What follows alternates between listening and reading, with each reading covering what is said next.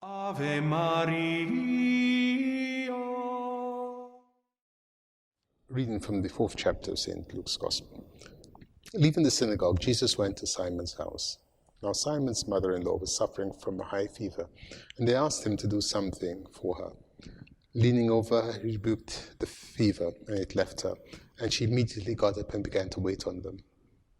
At sunset, all those who had friends suffering from diseases of one kind or another brought them to him, and laying his hands on each, he cured them. Devils too came out of many people, howling, "You are the Son of God." But he rebuked them, and would not allow them to speak, because they knew that he was the Christ. When daylight came, he left the house and made his way to a lonely place. The crowds went to look for him, and when they had caught up with him, they wanted to prevent him leaving them. But he answered, "I must proclaim the good news of the kingdom of God to other towns too, because that is what I was sent to do." And he continued his preaching in synagogues of Judea. In the name of the Father, the Son, and the Holy Spirit.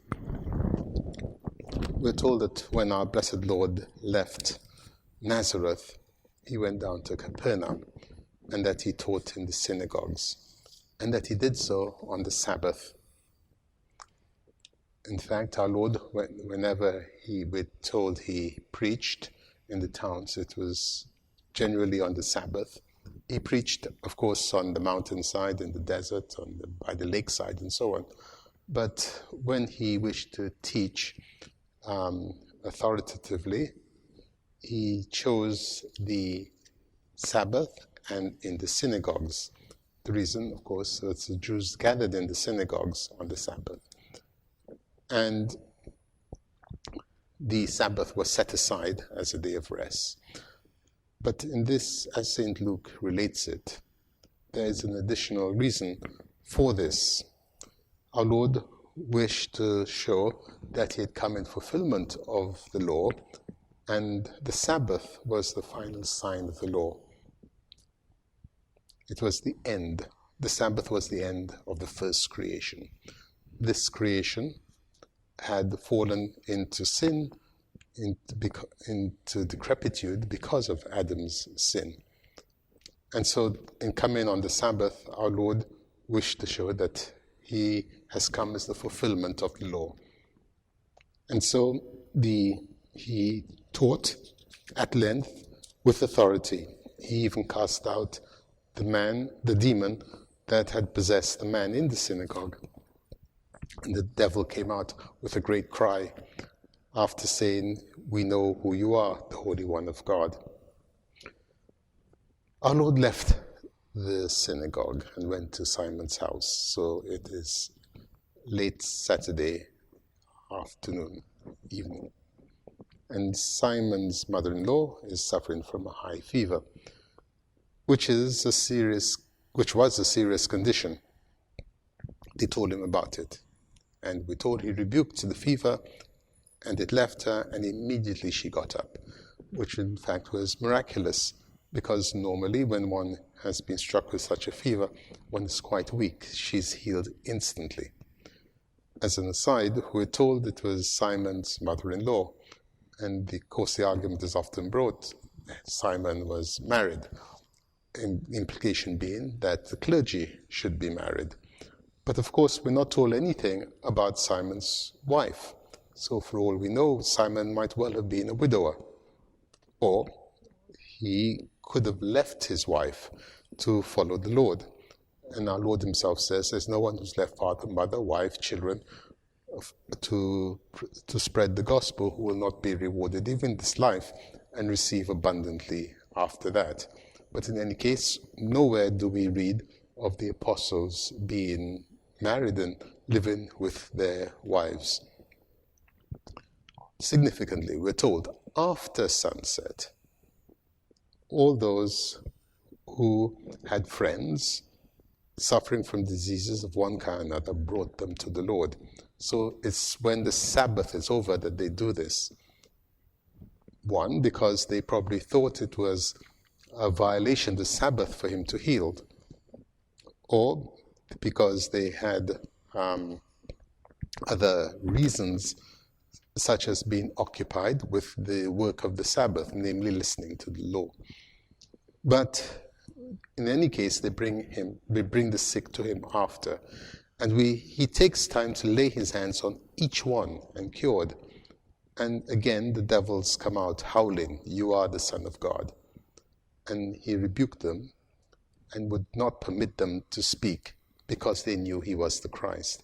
Our Lord would do the same thing when he revealed to his disciples he was the Christ. He forbade them to say this to anyone because he did not wish to draw attention to his dignity. He had come primarily for our salvation.